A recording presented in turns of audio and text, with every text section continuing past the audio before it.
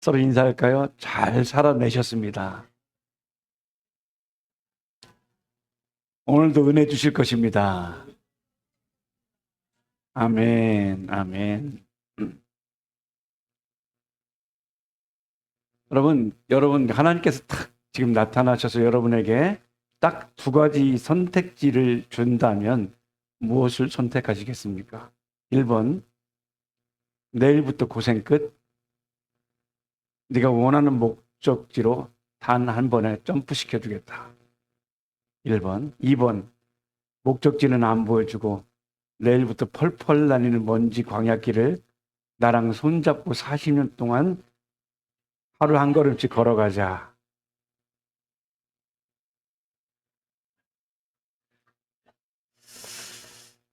속으로는 여러분이 다 1번을 외치는 거 알고 있습니다. 우리 모두는 무조건 빨리 걸어가는 것들을 좋아합니다. 과정은 생략하고 결과만 뚝딱 얻고 싶은 것이 우리의 모습들입니다. 그런데 성경을 보면 하나님은 우리를 1번으로 이끌지 않고 2번으로 이끄십니다.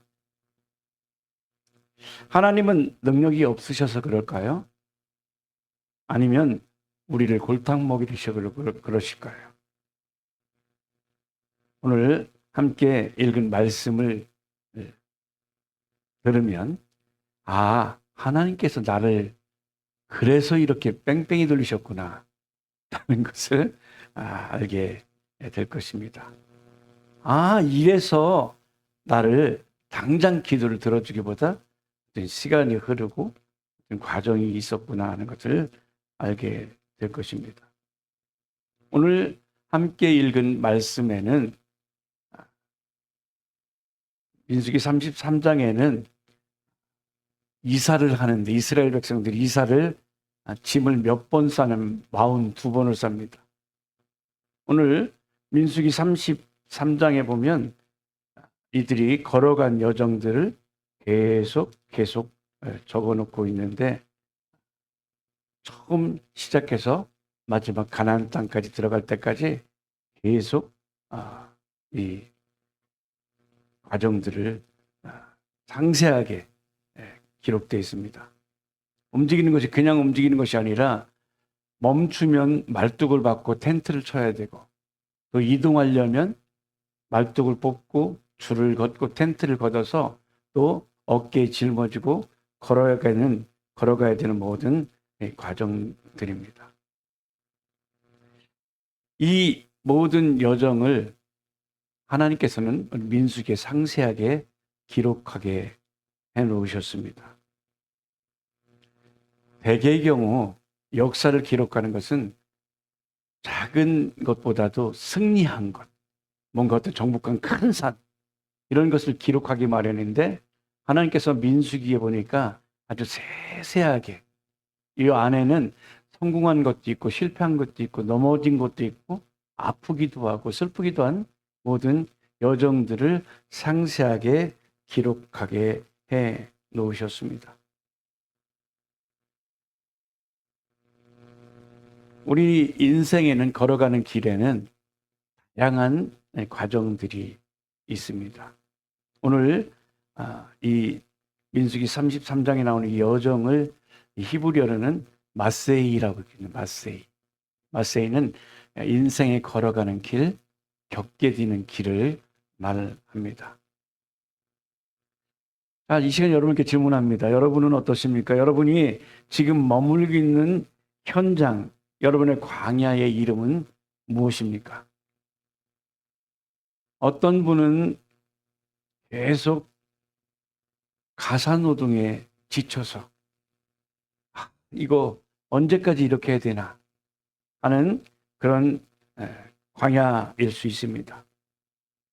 아침에 눈을 떠서 밤 늦게까지 일해도 끝이지 않는 끝도 없는 집안일과 또 말을 엄청나게 잘 듣지 않는 자녀들과의 그 싸움들, 씨름 속에서 뒤돌아보니까 내 인생은 이렇게 시들어지는 것인가? 마음에 쌓여가는 그 먼지로 인해서 고통스러운 분이 있을 것입니다. 어떤 분은 지금 그 광야가 직장 생활의 일터일 수 있습니다. 나를 숨막히게 하는 상사의 말들, 그리고 아무리 버텨도 끝나지 않는 성과들, 그리고 자영업하는 분들은 다음 달 매출을 걱정해야 되는 거친 바람 앞에 서신 분들도 있을 것입니다. 또 어떤 분은 아무리 기도해도 변하지 않는 남편, 혹은 깨어진 재정, 아무리 노력해도 해결되지 않는 재정의 문제, 아무리 노력해도 해결되지 않는 질병의 문제, 마치 마라의 쓴물 같은 상황을 겪고 있는 분이 있을 것입니다.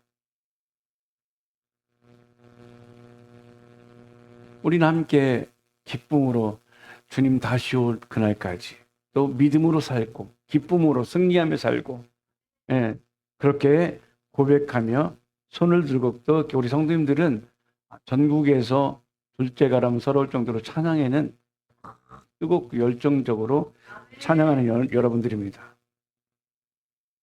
그런데 이렇게 우리가 열정적으로 주님을 찬양하고 경배하고 난 뒤에 몇 시간 지나고 나면 월요일이 찾아옵니다. 월요일부터는 아침에 알람 소리에 눈을 떠서 그 순간부터 이제 운전하면서 어떤 일을 해야 되고, 또다시 과중한 업무가 계속 몰아닥칠 때, 때로는 출근하면서 만원 버스 안에 몸을 실을 때,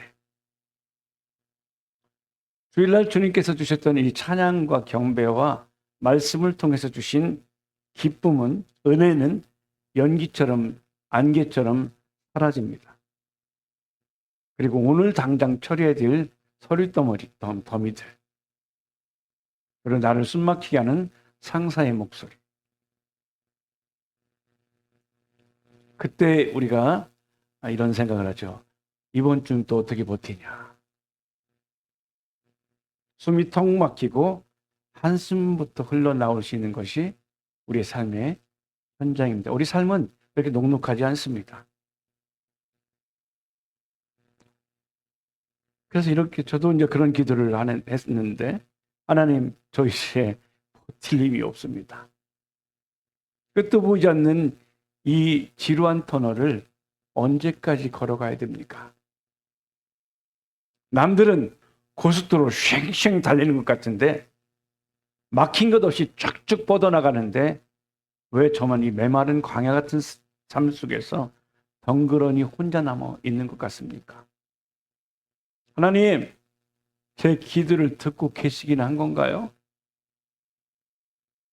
혹시 여러분 지금 말씀드린 이 고백같이 그렇게 혹시 울부짖고 계신 성도님 계십니까?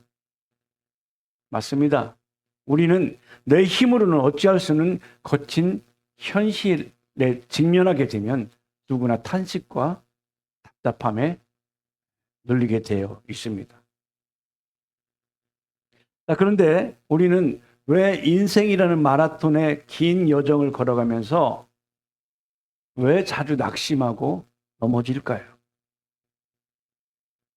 왜 하나님은 침묵하고 계시다고 느끼며 우리의 마음이 계속해서 무너져 내리는 걸까요?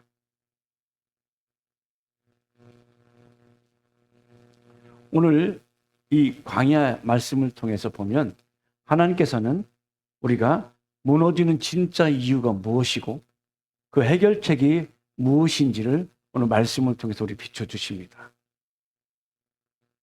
왜 우리는 이 세상 속에서 걸어가는 여정 속에서 자주 넘어질까요? 왜냐하면 세상은 결과, 스펙, 그 결과 지상주의에 우리의 마음을 빼앗겼기 때문입니다. 그러다 보니까 가나안 땅으로 걸어가는 과정이 필요한데 당장에 가나안 땅이 나타나지 않으면 하나님이 침묵하고 계시다고 느끼고 나를 위해서 하나님은 아무것도 하지 않는다고 생각하고 섣부르게 결론을 내리는 것입니다. 그러나 여러분 기억하십시오. 이스라엘 백성들이 광야에서 넘어질 때 가장 크게 넘어질 때는 언제입니까? 물이 없을 때? 아닙니다. 고기가 없을 때? 아닙니다.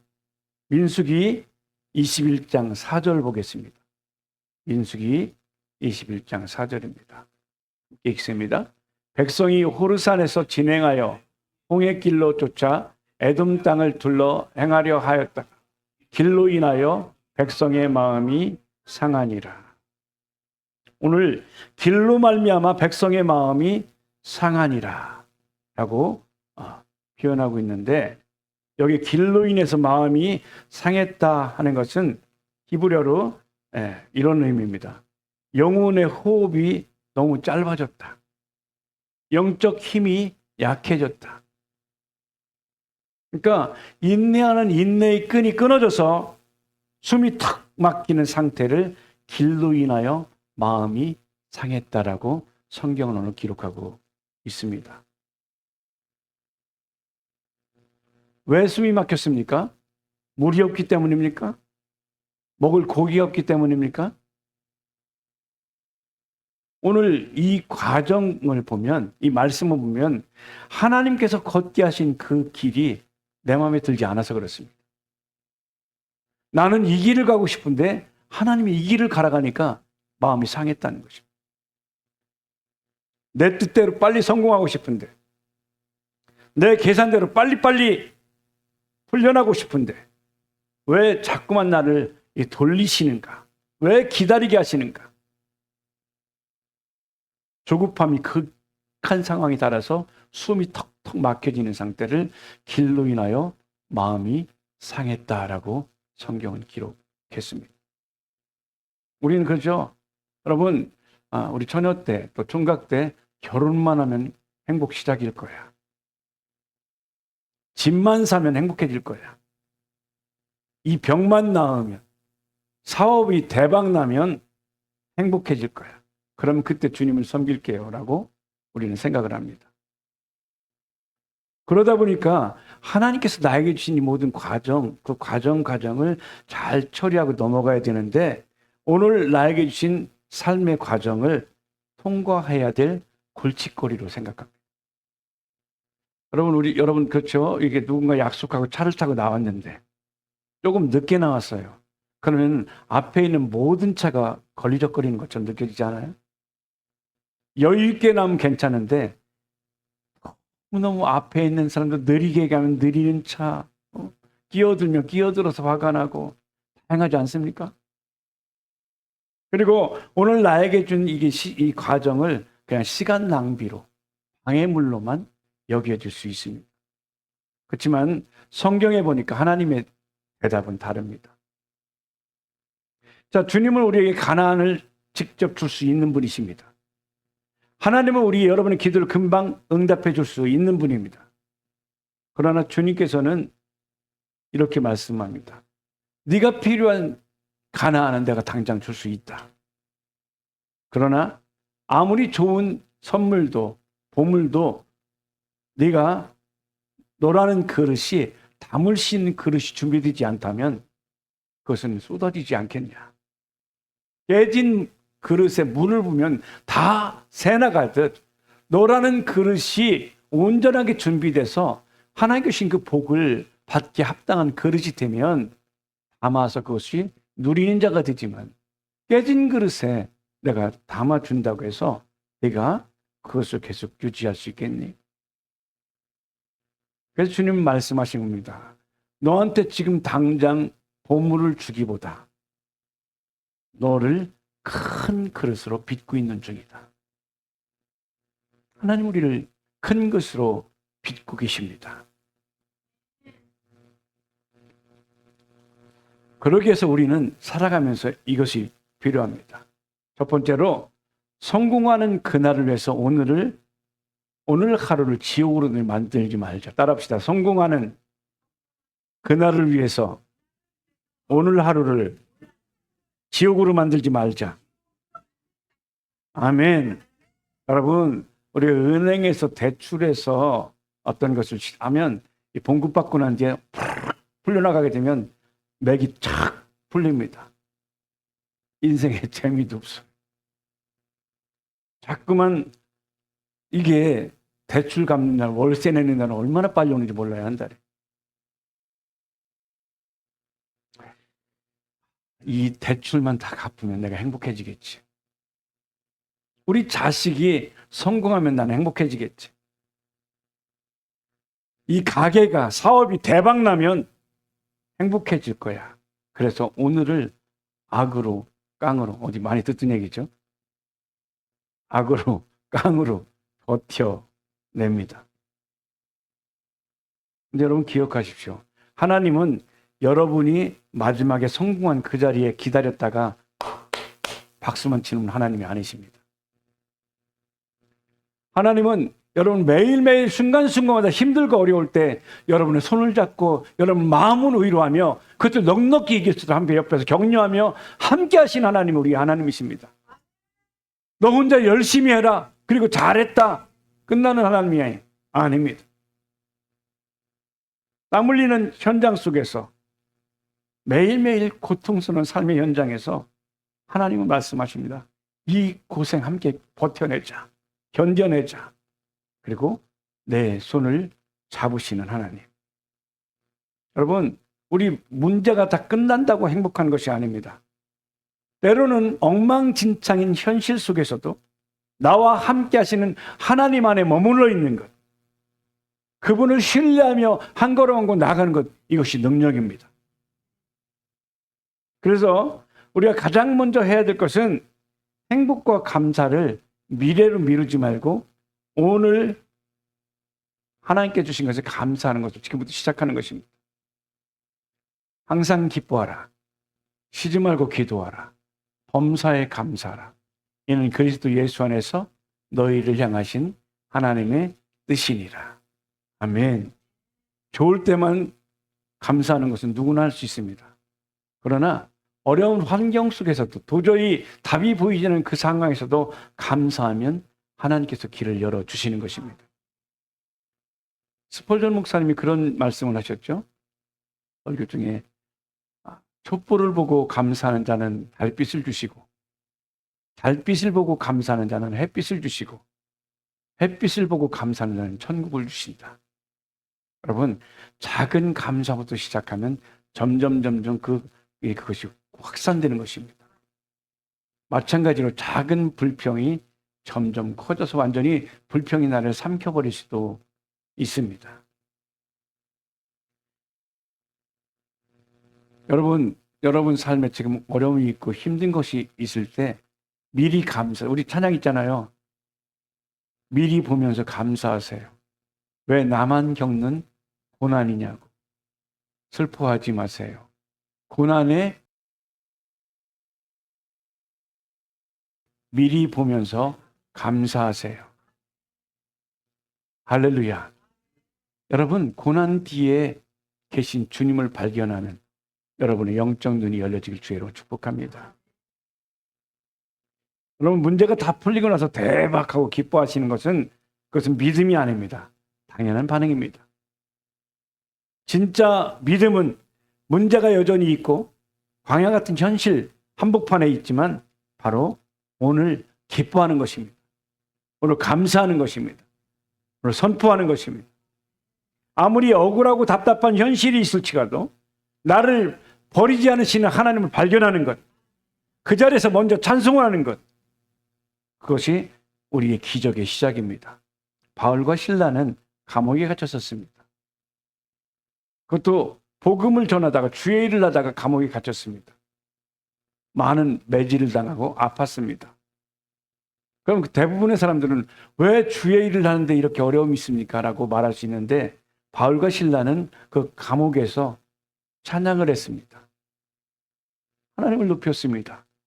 그런데 잠시 후에 땅이 흔들리기 시작하더니 옥문이 열렸습니다. 여러분이 지금 힘들고 어려울 때 찬양은 여러분의 삶을 돌파하고 여러분의 감옥의 문을, 재정의 감옥, 건강의 감옥, 관계의 감옥을 뚫고 열어주는 큰 권능이 임하게 될 줄 믿습니다. 찬양은 힘입니다. 찬양은 옥문이 열리게 하는 하나님의 권능인 것입니다. 그래서 우리는 이 삶을 감사로 바꾸고 우리 삶의 현장을 찬양으로 바꾸는 것이 바로 우리의 삶인 것입니다. 그래서 여러분, 매일매일 이게 저도 이전에 자취해 보니까요. 설거지할 때도 이렇게 마음이 여유가 있어야 이렇게 설거지할 수 있지, 마음이 지치고 우울해지니까 설거지 계속 쌓여요. 그것도 힘이 있고 마음에 힘이 있어야 움직여지지 그냥 밥 먹고 힘 있다고 움직여지는 것이 아닙니다. 그래서 설거지를 하면서 앞치마 두르고 설거지하면서도 이렇게 고백했으면 좋겠어요. 때로는 내 인생이 왜 이렇게 좀 답답할까 하고 눈물이 날 때도 있을 때 그때 이런 고백이 있었으면 좋겠어요. 한번 해볼까요? 주님, 이 평범한 설거지 자리가 주님이 나를 만지시는 거룩한 성소입니다. 아멘. 그 은혜가 여러분의 길을 축복합니다. 그리고 여러분 남편, 자녀 여러 가지 속소리가 안 되는 그때 하나님께서 나를 빚어가시는 귀한 거룩한 하나님의 은혜가 나타날 줄 믿습니다. 하는 고백이 여러분이 있게 될 때 넉넉하게 하나님께서 그것을 통해서 빚으실 줄 믿습니다. 자, 이렇게 내일을 위해서 지금은 깡으로 버티는 것이 아니라 감사하면서 지금은 그 감사를 땡겨서 미리 하는 것이 첫 번째라면, 두 번째로는 하나님께서 한 번에 확 변하는 것이 아니라 오늘 하루의 작은 순종으로 시작하는 것입니다. 매일매일 일상의 삶 속에서 작은 것 하나하나 넘어가는 과정들이 우리의 결과들을 만들어냅니다. 인생의 위대한 믿음은 주일 예배 한 번으로 완성되지 않습니다. 그래서 우리는 순종해야 되는데 첫 번째는 말씀의 순종입니다. 매일 아침 일어나서 업무를 시작하기 전에 많은 시간 갖지 않아도 됩니다. 한 3분 정도만, 성경책이 없으면 이 핸드폰 어플을 켜면 그 안에 성경을 넣을 수 있습니다. 그 성경으로 3분만 말씀을 읽으십시오. 그 읽는 성경이 여러분의 광야에서 길을 잃지 않게 되는 나침판이 되어줄 것입니다. 언어의 순종입니다. 그러니까 말씀의 순종과 언어의 순종입니다. 누가 주변에서 확 화나게 하면 나도 모르게 나오는 말이 확 나와요. 확 오니까 확 하죠. 그런데 오늘 그런 상황에서 이렇게 표현하는 거죠. 하나님, 오늘 내 입에서 나오는 말을 함부로 사용하지 않고 살리는 생명의 언어를 말하게 하십시오. 진리의 말을 말하게 하십시오. 거짓말이 아닌 참된 것을 말하게 하십시오. 그 한 번의 그 입의 고백이 여러분의 성품을 그리스도의 성품으로 만들어주는 귀한 하나님의 손길이 될 것입니다. 이렇게 말씀의 순종, 언어의 순종이 있는가 하면 정직의 순종입니다. 아무도 보이지 않는 골방에서, 아무도 감시하지 않는 컴퓨터 앞에서 정직을 선택하는 것입니다. 작은 영수증 하나 처리하는 것도 하나님의 불꽃 같은 눈동자로 지켜보시는 주님을 기억하며 나가는 것입니다.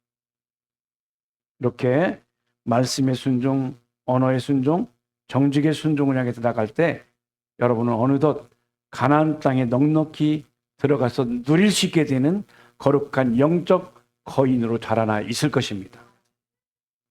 셋째는 인간적인 지름길을, 그런 유혹이 올 때 그것이 아닌 예수의 십자가를 바라보는 여러분 되기 바랍니다.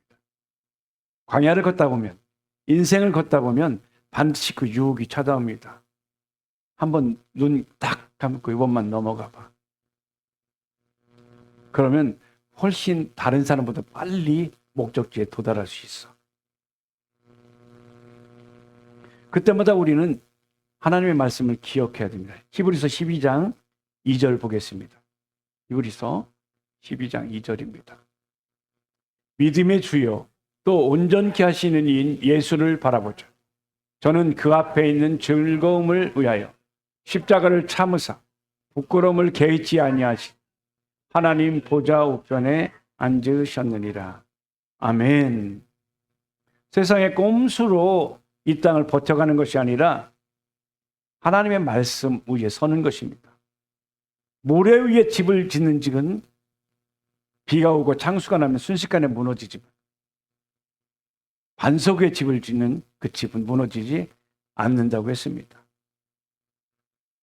마태복음 7장 24절부터 27절까지 그 말씀이 나오죠. 함께 같이 읽어보겠습니다. 마태복음 7장 24절부터 시작. 그러므로 누구든지 나의 이 말을 듣고 행하는 자는 그 집을 반석 위에 지은 지혜로운 사람 같으리니 비가 내리고 창수가 나고 바람이 불어 그 집에 부딪히되 무너지지 아니하나니 이는 주초를 반석 위에 놓은 연고요. 나의 이 말을 듣고 행치 아니하는 자는 그 집을 모래 위에 지은 어리석은 사람 같으리니 창수가 난 바람이 불어 그 집에 부딪힘에 무너져 그 무너짐이 심하니라. 아멘. 여러분 모두 반석의 집을 짓는 여러분들의 주의를 축복합니다. 자, 그렇다면 반석의 집을 짓는 의미를 누가복음 6장 48절에 더 구체적으로 이렇게 기록해 놓았습니다. 누가복음 6장 48절입니다. 집을 짓되 깊이 파고 주초를 반석 위에 놓은 사람과 같으니 큰 물이 나서 상류가 그 집에 부딪히되 잘 지은 연고로 능히 유동케 못하였거니와. 아멘. 그러니까 아무것도 보이지 않는 깊은 곳에 기초를 잘 싸고 그 내려가는 과정이 있을 때 무너지지 않는다는 것입니다. 여러분, 하루아침에 되는 것이 아니라 인생의 끊임없이 반복적인 과정을 통해서 오는 것은 어떤 어려움이 와도 그것을 넉넉히 이기게 되고 견디게 되지만 갑자기 어떤 것을 하면 갑자기 무너져 버리는 것입니다. 그래서 우리는 주님, 내 인생을 주님께서 이루어 주십시오. 주님께서 이끌어 주십시오. 세상은 끊임없이 쉬운 길로 가라고, 넓은 길로 가라고 요청하라고 요구를 할 것입니다. 그때마다 우리는 넓은 길, 쉬운 길이 아닌 주님께서 인도하시는 길, 구름 기둥과 불 기둥으로 인도하시는 그 주님의 그 길을 걷겠습니다는 나의 결단이 있어야 됩니다. 그 따름이 있어야 됩니다. 그때 아버지 하나님께서 우리를 도우시고 역사할 줄 믿습니다. 여러분, 세상 소리에 우리의 귀를 거기에 파묻히면 안 됩니다. 계속해서 세상이 여러분을 유혹할 때 오늘 민수기 33장의 말씀, 세밀한 음성을 기억하십시오. 그러면 실패하지 않을 것입니다. 그리고 기억하세요. 여러분이 지금 겪고 있는 눈물의 골짜기, 지루한 일상, 남들에게 말 못할 과정은 그냥 버려진 시간이 아닙니다. 하나님의 정교한 여러분을 다듬는 조각칼이 움직이는 거룩한 시간입니다. 하나님은 여러분을 작품으로 만들고 계세요. 위대한 자로 만들고 있어요. 여러분, 내 인생의 목표를 내가 이루는 것이 성공이 아닙니다. 신실하신 하나님께 내 삶을 맡겨서 그분이 이루시는 것이 성공입니다. 나라는 존재가 예수 닮은 사람으로 완성해 나가는 것이 바로 진짜 성경이 말하는 하나님 보시는 성공인 것입니다. 그러므로 결과에 대한 모든 염려와 짐을 내려놓으십시오. 수고하고 무거운 짐진 자들아, 다 내게로 오라. 내가 너희를 쉬게 하리라. 여러분, 주님께 넘기십시오. 주님께 맡기십시오. 그러면 내일부터 시작된 여러분의 삶의 자리에서 하나님께서 여러분의 손을 굳게 잡으시고 순간순간 이기는 승리의 삶이 될 줄 믿습니다.